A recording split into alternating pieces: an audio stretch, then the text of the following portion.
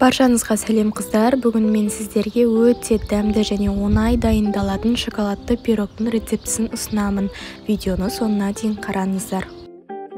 Ең алдымен ыдысымызға жұмыртқа мен қантымызды салып, миксердің көмегімен көпіршік болғанға дейін жақсылап араластырамыз.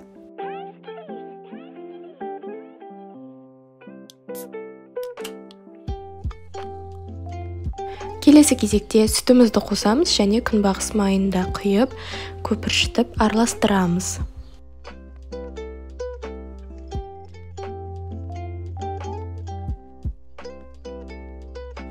Дайын болған сұйық қоспамызға ұн қосамыз. Ұнға ең алдымен разахритель және какаоны араластырып, електен өткізіп барып, миксермен бір келкі масса болғанға дейін араластырамыз.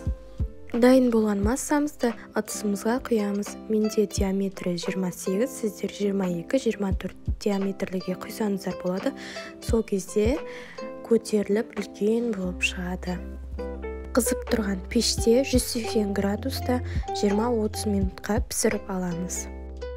Келесі кезекте біз ганаш дайындайтын боламыз. Ол үшін бізге шоколад, сары май және кішкене сүт құйсаңыздар болады. Егер сіздер сұйық болған қаласаңыздар, осы үш қоспаны отта тұрған ыстық суымызға әбден ергенше араластырамыз.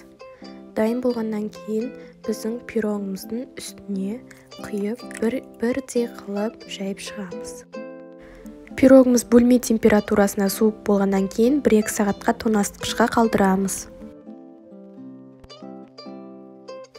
Келесі кезекте пирогты әрлейтін боламыз. Мен үгітілген жаңғақ пен қант ұнтағын септім. Міне видеода көріп тұрғандарыңыздай өте әдемі болып шықты.